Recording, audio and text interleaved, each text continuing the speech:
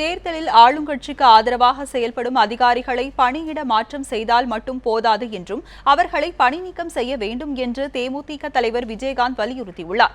ஆண்டிப்பட்டியில் நடைபெற்ற பிரச்சாரத்தின் போது அவர் இதனை கூறினார். வேட்பாளர்கள் யார் யார் என்று முதல்ல சொல்லுகிறேன். என் கட்சியை சொல்லணுங்கிறதுல இருந்தாலும் கூட சொல்லி தேசிய முற்போக்கு திராவிட கழகம் 1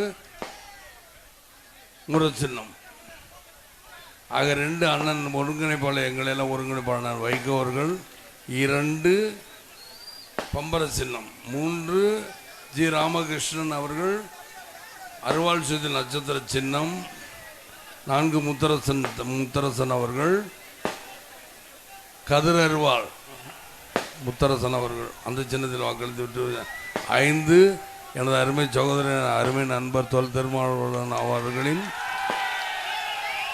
மோதிர சின்னம் அவர் வாக்களித்து வெற்றி பெற செய்ய வேண்டும். அதே போல் அதுக்கடுத்த நான் வணங்கும் எனது ஐயா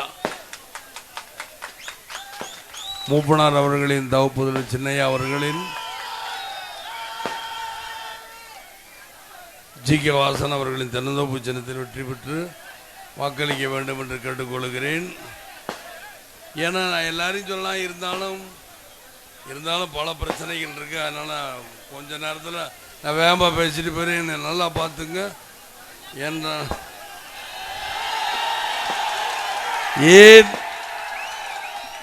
ஏன்னா இப்போவே கண்ணாமண்ணான்னு பேசுவாங்க, அதனால் பார்த்துருங்க.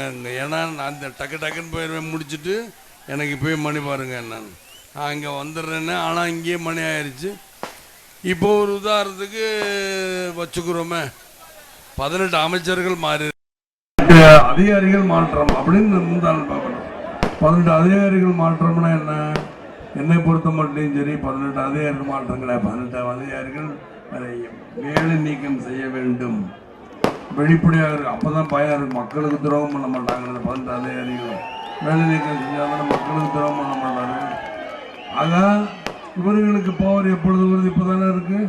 இந்த நேரத்தில் அதை பயன்படுத்திக் கொள்ள வேண்டும். யாரை சொல்ல அவங்களை பயன்படுத்திக்கணும்ல.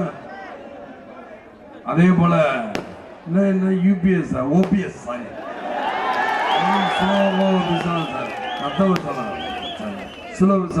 மன்னிச்சுக்க நத்தவசனா. ஏன்னா நத்த வந்து சுலபதான போகணும். அதனால சுலபசனா. இவங்க 2 பேர் வீட்லையும் ரொம்ப பணர்கள் பேசிக்கிட்டாங்க. ஜெயலலிதாவோட சொத்து அதிகமாக சுத்துட்டாங்களாம். உண்மையா? சரி, நீங்க ஆமாங்கிறீங்க. நீங்க சும்மா அப்படியான ஆமா இருக்கீங்க. இருந்தாலும் இப்ப என்ன நத்தவசன சத்தத்தையே காணும் அப்படின்னு கேட்டேன். அப்ப சொல்றேன், நத்தவசன நீங்க தான் சொல்றீங்க, சத்தத்தையே காணும்னு சொல்லிட்டே வந்துட்டு காலைல தூக்கிட்டு கொஞ்ச நேரம் கழிச்சு தெரியும் அப்படி சொல்றேன். நத்தவசன அதை காணாம், சத்தத்தையே காணும். அங்கே வந்து எங்கள் வீட்டு பக்கத்தில் உட்காந்துட்டு நோட்டு மிஷின் சத்தமாக எங்கள் காதை புழங்குது. இவங்கெல்லாம் கேட்டுக்கிட்டு இருக்காங்களா? ஆக ஒரு செய்தி என்னவென்றால், நத்தவசனம் யூபிஎஸ் பணத்தையும் பிடிக்கிட்டாங்க. யூபிஎஸ் ஓபிஎஸ் பணத்தையும் பிடிக்கிட்டாங்க அப்படிங்கிறது. இது எந்த அளவுக்கு உண்மை பொய்ன்னு நம்மளுக்கு தெரியல. சொல்லிக்கிட்டாங்க எல்லாரும். எந்த அளவுக்கு உண்மையாக பொய்யா எனக்கு தெரியல. அதே போல் எல்லாருமே இந்த தேர்தல் நேரம், அதாவது தேர்தல் வந்து ஏப்ரல் மேலே வரும்போது முல்லைப்பெரியார் என்ன ஆச்சு ஏதாச்சுன்னு தான் பேசுவாங்க. முல்லைப்பெரியார் தண்ணி பிரச்சனையை தான் பேசுவாங்க.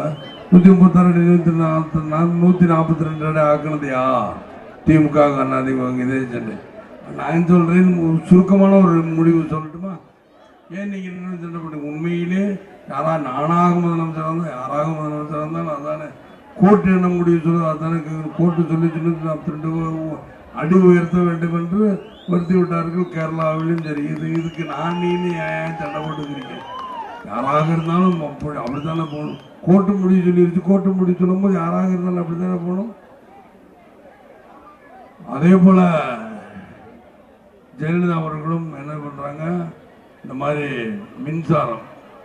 மின்சாரம் தங்குதடை மின்மிகை மாநிலம் ஆக்குவேன் அப்படிதான் தேர்தல் முடிஞ்சணும்னு சொன்னாங்க. மின்மிகை மாநிலம் ஆக்கிட்டாங்களா?